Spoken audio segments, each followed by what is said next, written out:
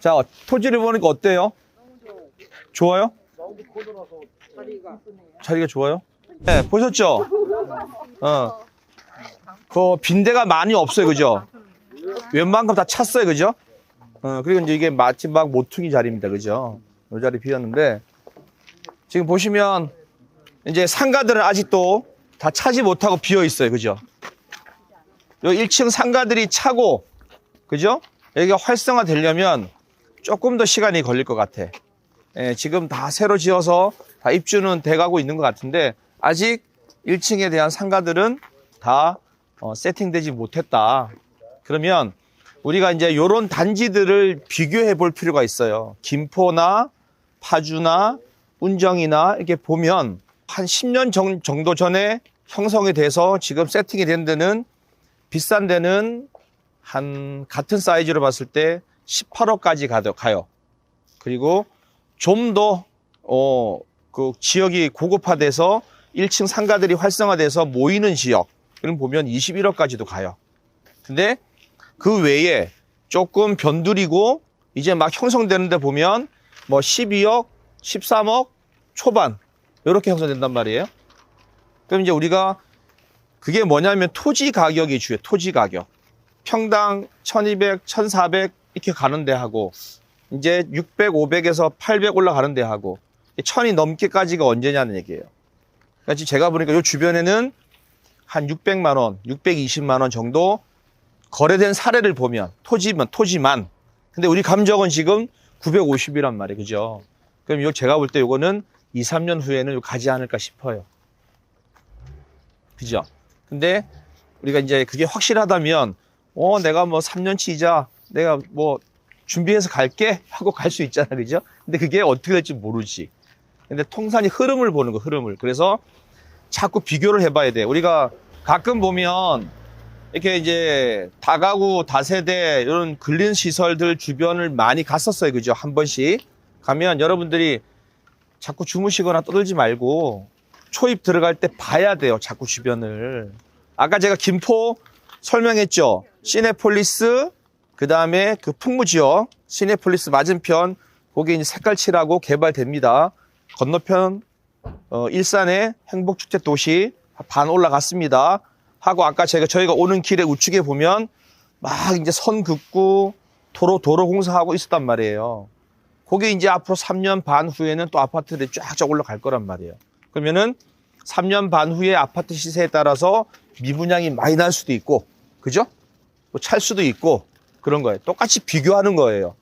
그럼 여기도 마찬가지, 파주 운정에 어떤 데 가니까 똑같은 사이즈가 20억하고, 어떤 데 가는 14억하고, 이게 뭐지? 설명드렸잖아요. 그죠? 이제 생긴 지 얼마 안 되고 1층이 아직 세팅이 안 된 데는 토지 가격이 싼 상태예요. 600만 원, 500만 원에 사서 지었기 때문에 고가격이 나오는 거예요. 11억, 12억이.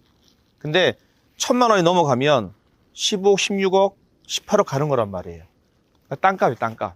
그럼 여기가 여기 살기 좋더라. 뭐 밖에 나갈 필요 없더라. 1층에 맛집들이 많이 들어왔더라. 그냥 걸어서 산보함 다니면서 하면 되겠더라. 주변의 환경이 어떻더라.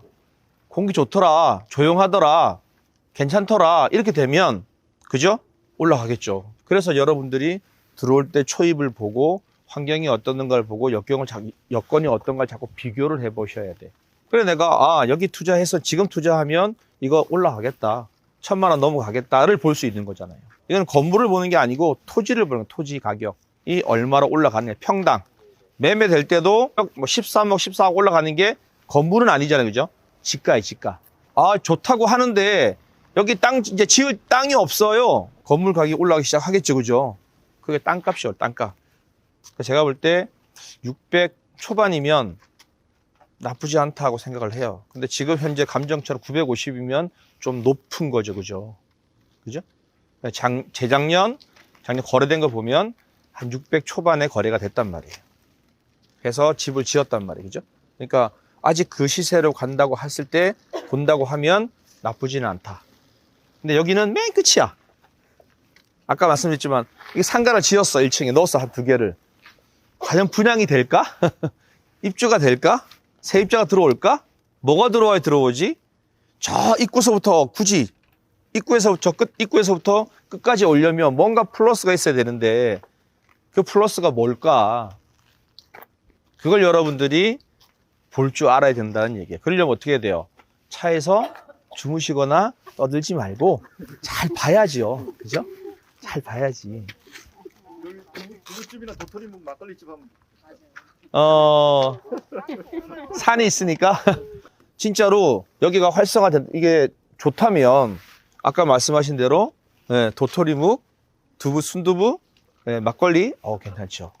특히 주말에는 바글바글 하겠죠. 그럼 주말에는 그죠?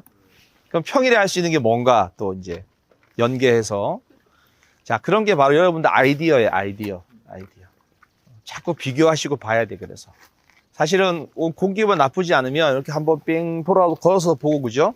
집들도 비교도 해보고 그죠? 하면 좋은데 황사가 참 너무 안 좋죠. 황사 그죠? 자 토지를 보니까 어때요? 좋아요? 자리가 좋아요?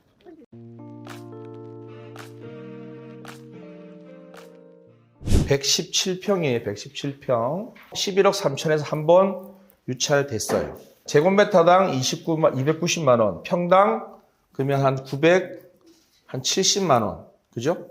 거의 1,000만 원 돈에 가까워요. 950만 원 되나? 950만 원. 네, 950만 원 정도. 빠르죠, 그죠? 950.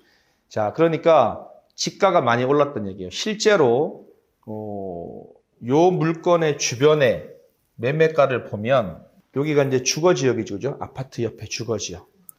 그러니까 다가구들이 대부분 많아요. 그죠? 아니면 근린주택 이렇게 되어 있는데 주변에 거래된 내역을 보면 한 600만 원, 620 정도 이렇게 2021년, 뭐 20년, 22년 초반 이렇게 해서 한 620 정도 거래를 했단 말이에요. 근데 얘는 지금 감정이 갑자기 900만 원대가 확 올라가 있어. 유찰되겠죠, 한번 그죠? 하지만 그게 뭐를 반증하냐면 한 2, 3년 후에는 평당 한 1,000만 원 간다는 얘기예요. 그 주택이 있는 거 포함하면 뭐 13억 이렇게 되는 것들이 15억, 16억 이렇게 간다는 얘기예요. 그게 되기까지는 앞으로 좀 더 비어있는 공간들이 차고 요 마을 자체가 형성이 돼줘야 돼요. 이렇게 형성돼서 자체적으로 저녁 때 되면 좀 바글바글하고 맛있는 것도 음식 좀 생기고 이런 형이 형성돼서 여기가 나름대로 자기들만의 그게 돼야 되는데 예를 들어서 이쪽 편에도 아파트가 있어. 이쪽에도 아파트가 있어. 이러면은 좀 더 활성화 될 텐데 얘는 맨 끝이야. 조용은 해요. 그죠?